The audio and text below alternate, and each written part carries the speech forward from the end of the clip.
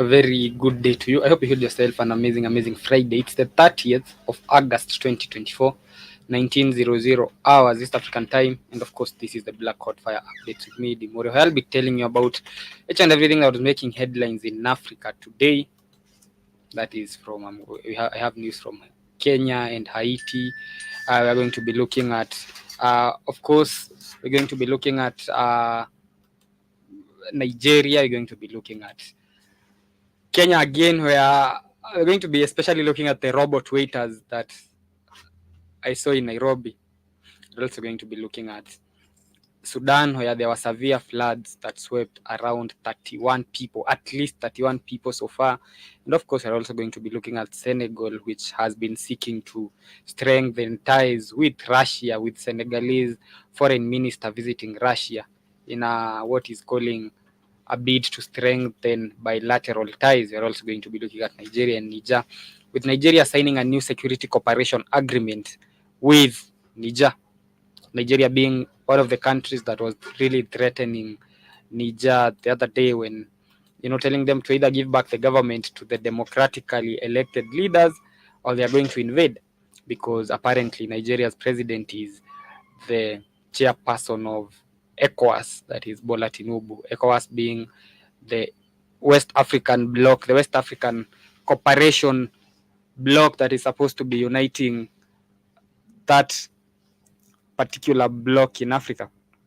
So we're going to be looking at all that. Of course, you can talk to me on all our social media platforms at the Black Hot Fire Network, the Black Hot Fire Radio. Tell me where you are listening from, and of course, how your week has been. It's been a very, very busy week in Africa. We've had a lot of things happening, from the monkeypox, and of course, from mostly it has been about the monkeypox. It's what has been making the most headlines, with Nigeria kickstarting the vaccination campaign yesterday. DRC about to kickstart the same. But anyway, before, we're not going to talk about monkeypox today. We've been talking about monkeypox for the whole week. Today, I'm interested in a hotel in Nairobi that is making use of robot servers.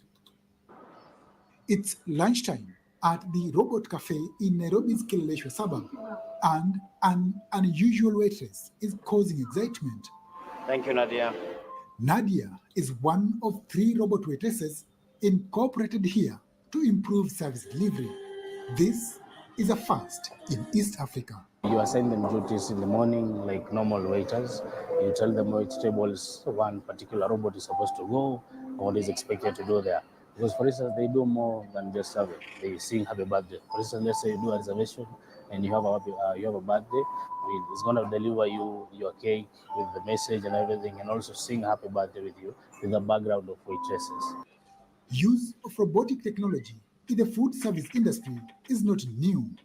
Restaurants with robot waiters have opened in the United States, China, and other places.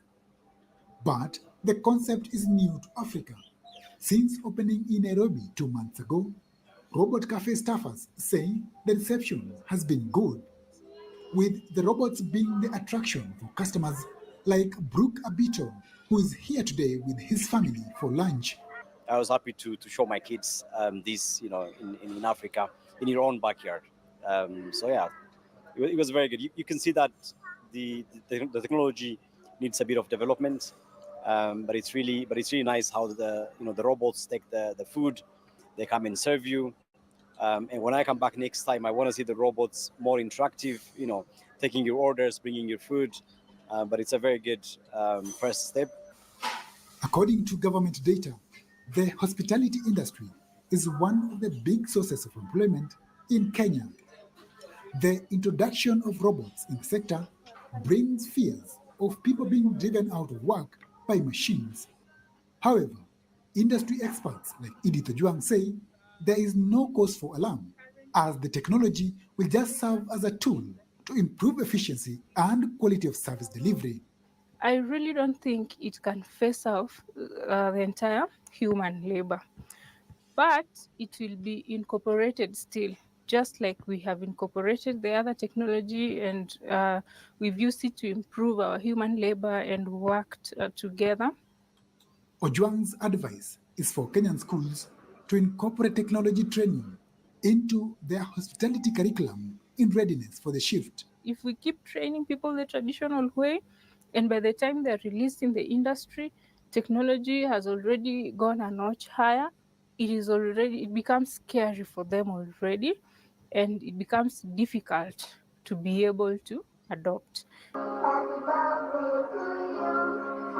Experts say the era of automated restaurants has finally begun in Africa, and diners should expect more. So that is a robot cafe that was opened in Nairobi, the first one in East Africa. That there are no waiters; the waiters are just robots. So it's a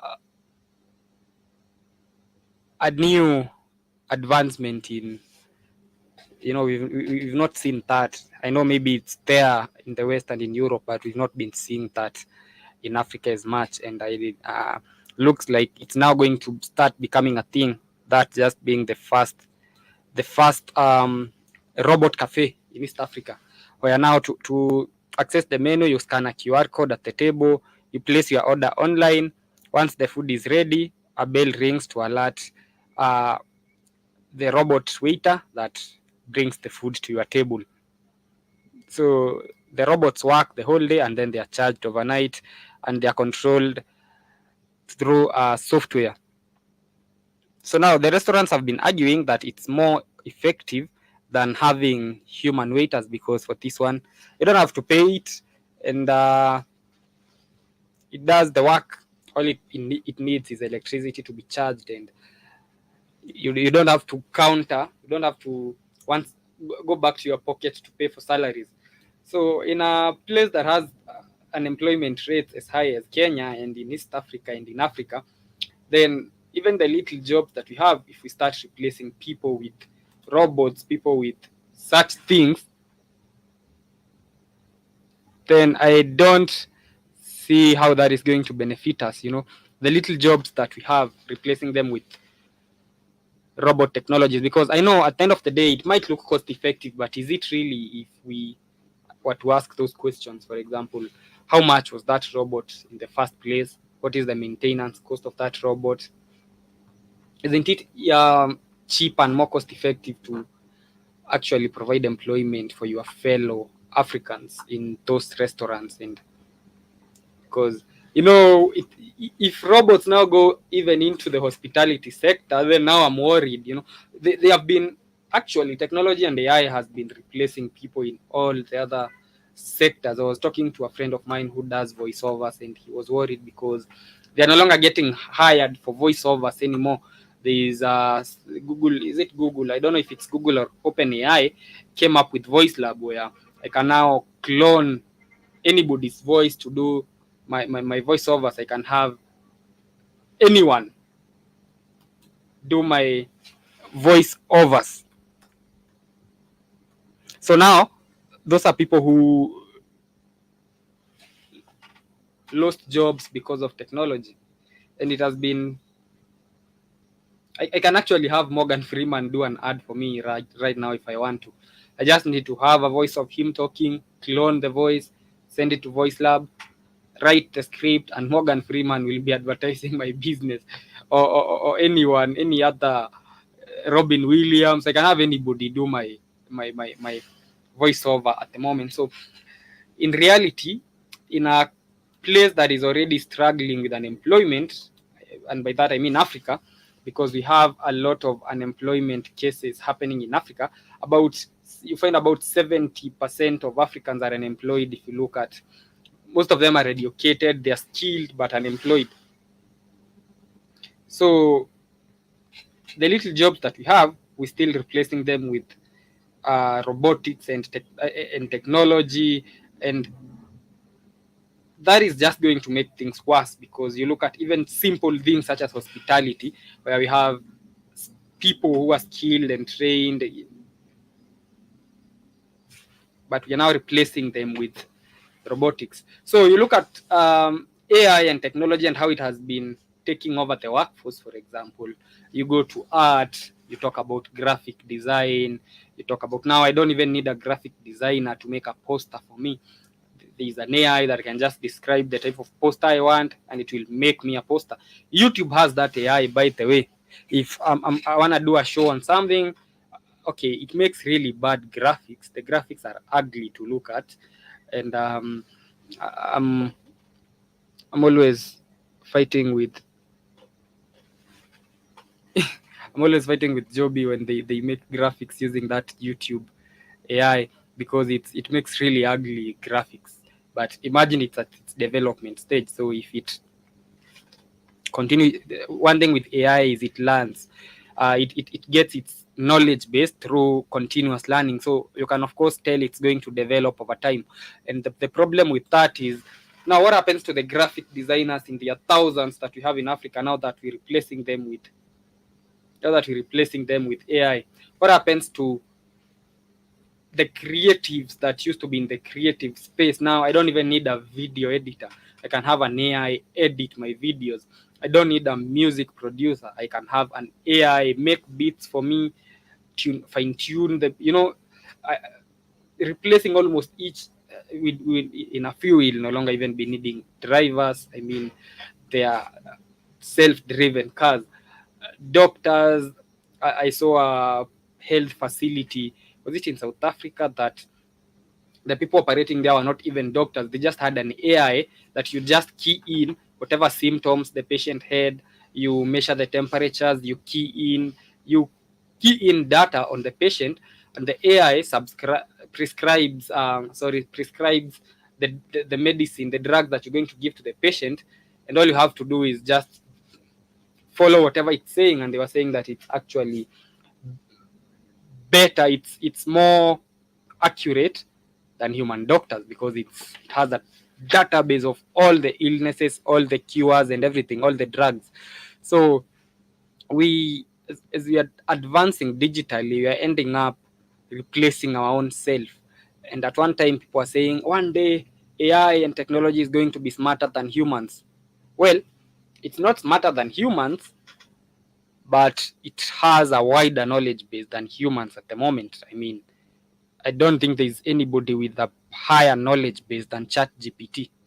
There is no single human who has a wider knowledge base than OpenAI. I mean, I can ask it anything and it's going to answer me. So are we headed to a place where now artificial intelligence will be more intelligent than humans? Are we headed there? Because I think we are, and it's just a matter of time. Now, my worry is when we reach a point where now AI does not need humans to operate, and we are almost headed there, because you look at some of, for example, the self-driven cars. Do they even need human input in order for them to operate? Maybe once in a while, maybe charging it, getting charged and getting updated. But what happens when we reach a point where now artificial intelligence does not need any human intervention anymore, and it can be able to be self-sustainable? And considering that it's learning, which I don't know if it's a good thing that I don't know if it's a good thing that artificial intelligence operates by learning. It continuously learns trends, it learns.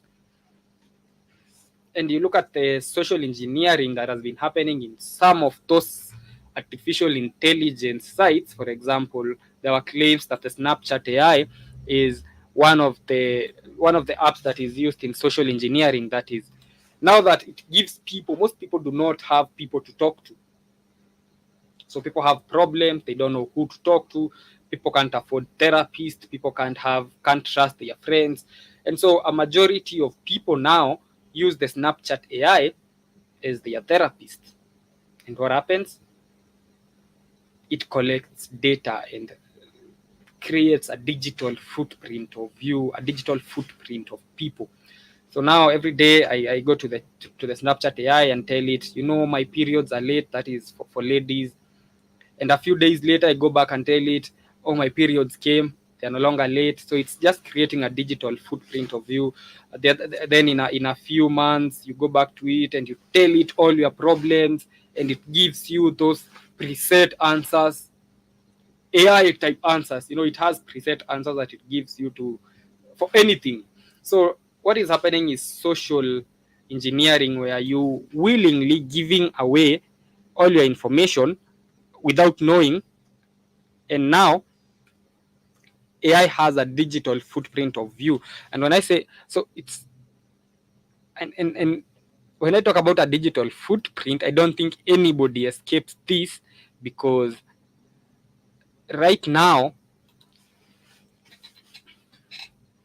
Google, and I'm saying Google for lack of a better term, by Google I mean the bigger internet space, they already have a digital footprint of almost everybody.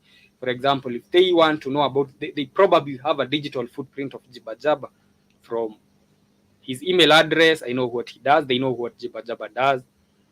He probably accessed his health insurance from the internet, so they know what health insurance he covers him and what diseases he has, because the health insurance was updated online, and he was treated somewhere, and now they know he has this disease and this disease and this disease, and they know where he lives because he probably Googles directions from his home to when he's going to a new place, and when he's ordering for an Uber, so they know his home.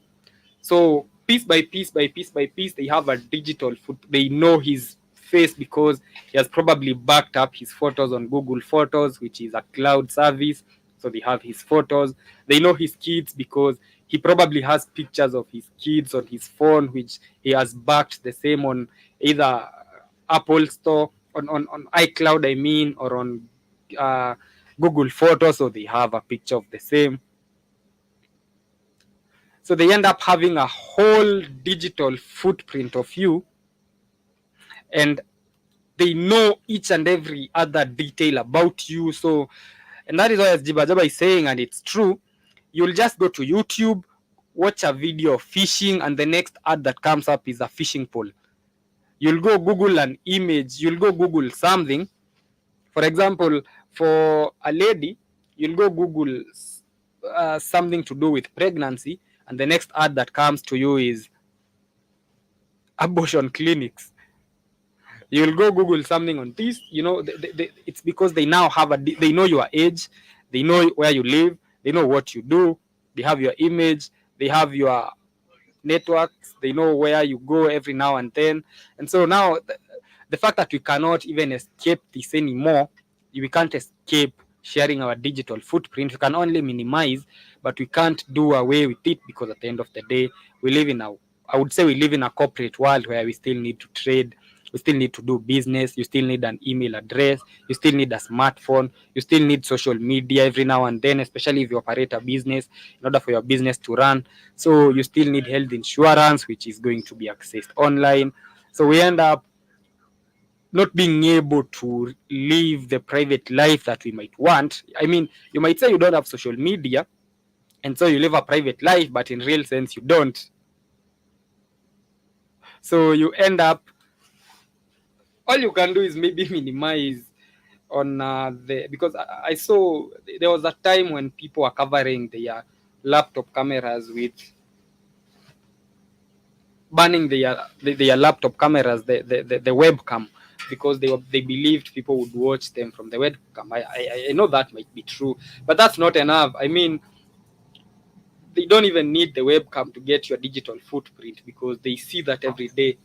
You take a photo, every time you take a photo, it gets backed up on your Google on your Google Photos, it gets backed up on your iCloud. So you can't escape having your digital footprint out there unless you live in another world. But you can just minimize the same by avoiding getting into so much into social engineering, that is sharing too much information with these AIs. There are all type of AIs now. Everybody is coming up with one. Their AIs don't know to teach you about this. They are therapy AIs. And people end up oversharing even their health information, their private information, and AI is just storing your information, and that is how you end up That is how you end up. They end up having a whole digital footprint of you. Anyway, we're talking about the robot cafes in Nairobi that have been they introduced a robot cafe in Nairobi that has robots as waiters. So replacing human waiters with robotic waiters is what now headed to. They're called the human. It has humanoid robots. Anyway, that was in Nairobi. In Sudan, there was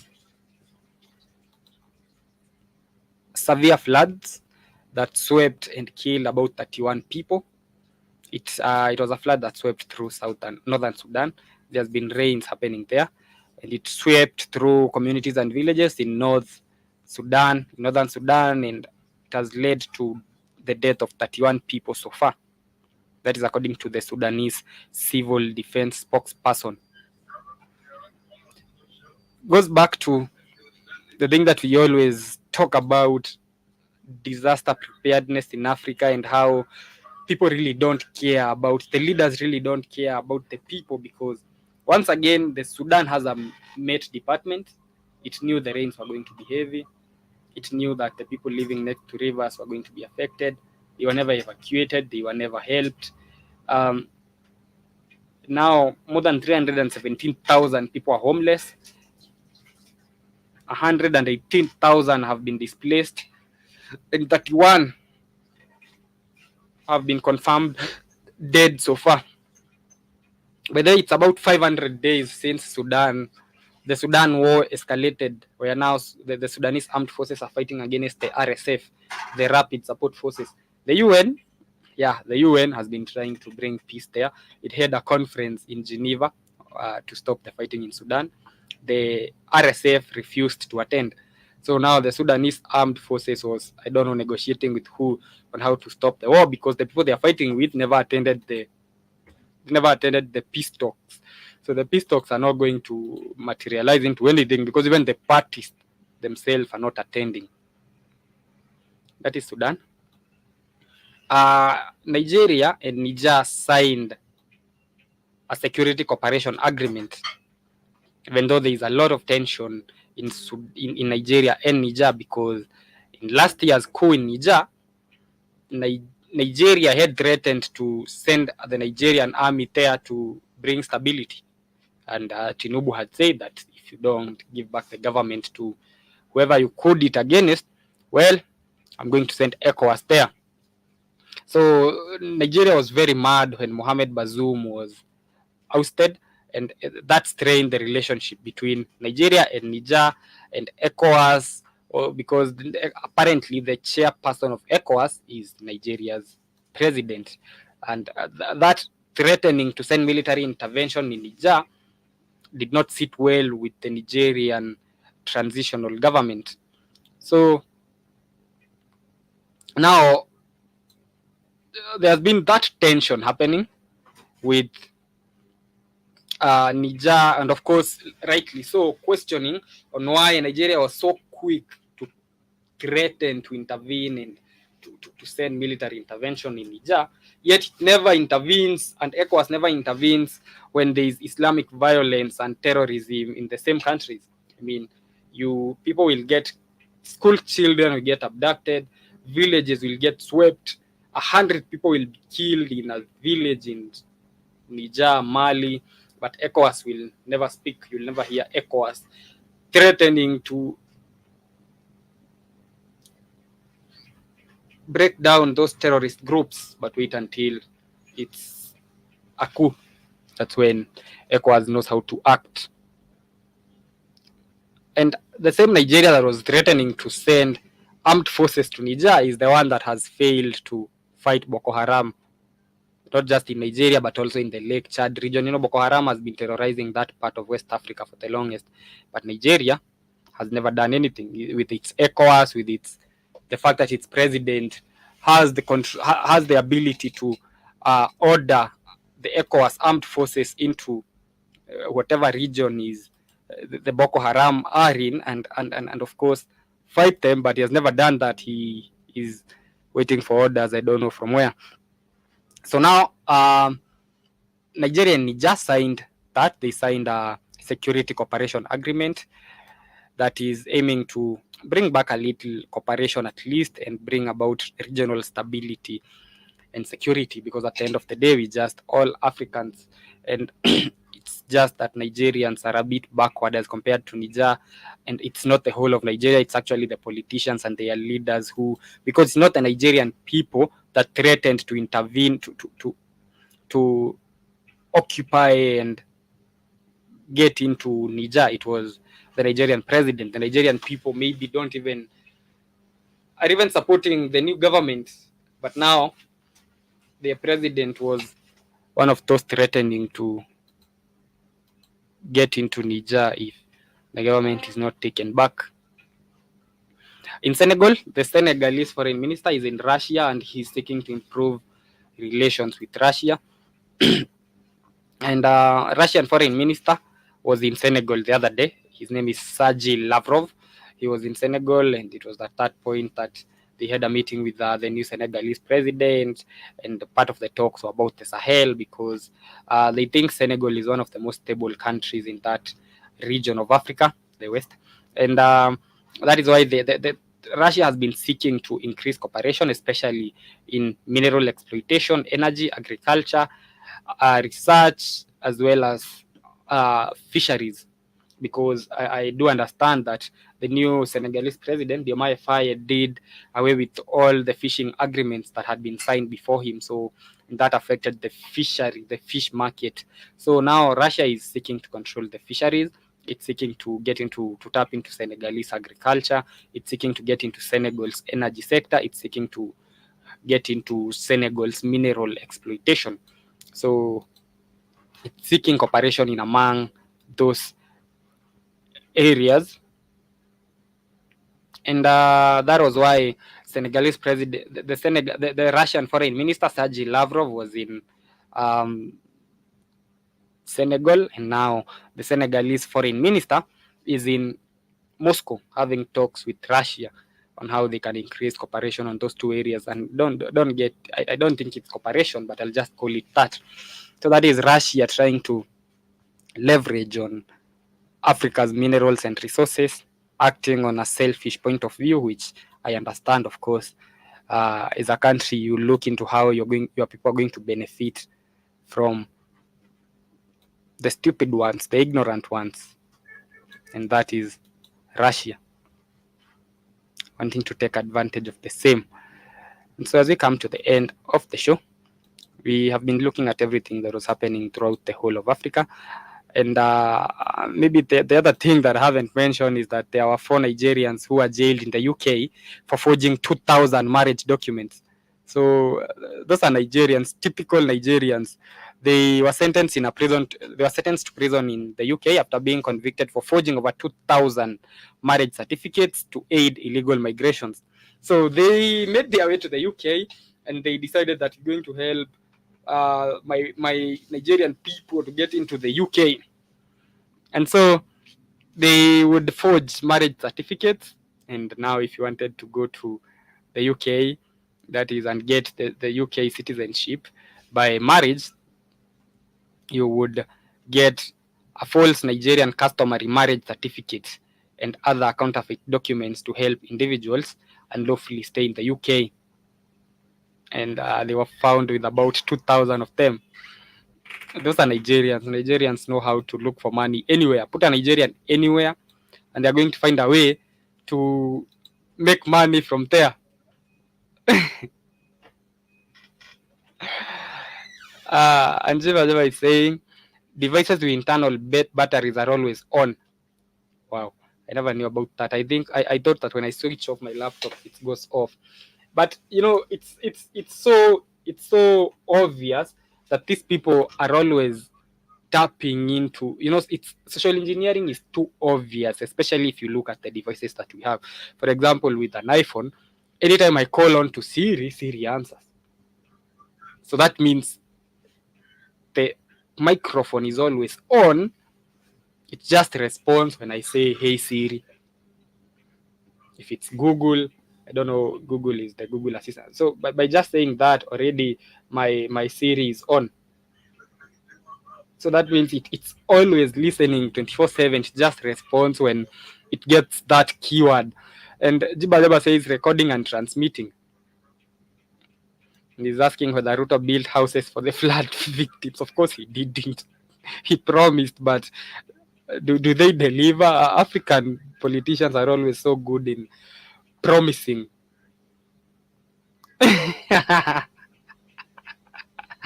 And he goes on to say it wouldn't be a Friday without a Nigerian scam story, and he thinks that some Nigerian raped me. Ripped me off with a cheap watch. That's why I'm always bantering Nigerians. No, I love Nigerian people. I think they know how to hustle. You put a Nigerian on the moon, as you always say, and he'll be scamming aliens there, selling them Earth citizenship and fake. Just trust a Nigerian to make money anywhere. Put a Nigerian in the desert, he's going to sell water that is not there. He's going to sell water. He's going to convince people that he can bring rain and they are going to buy it. Because tell me how a Nigerian was already making fake marriage certificates in the UK. He's a foreigner there, but he's already facilitating other foreigners to come in. 2,000 marriage certificates forged. And Jibadawa is telling me you can still find phones with removable batteries, which is a bit safer, but they're still going to get your digital footprint because you'll still need to access the internet in this age, especially in this era, because everything is on the internet. So from your email, it's going to help regulate the amount of information they have on you, but they still get you at the end of the day. There's nothing we can do about your digital ID and the social engineering that is happening. Maybe reduce, but unless you don't use a smartphone, you don't advertise your business online, you don't have social security numbers, you don't have health insurance, because once you have all those things, they know your age, they know whatever drugs you're taking right now, they know your criminal history, they know what car you drive, they know how poor or rich you are, they know the last time you fueled, they know what time of the month you get paid, when you go broke. So we really can't control it anymore with the digital ID, and we can just adapt to the change and know how we can deal with that, but we can't escape the matrix. We too deep in. So we come to the end. I hope you enjoyed the rest of your day. I'll be here tomorrow on the Diary of a Young Black King from 12:30. I guess that's 4:30 in the US. Make sure you join me. Enjoy the rest of your day. It's always a pleasure. Much love.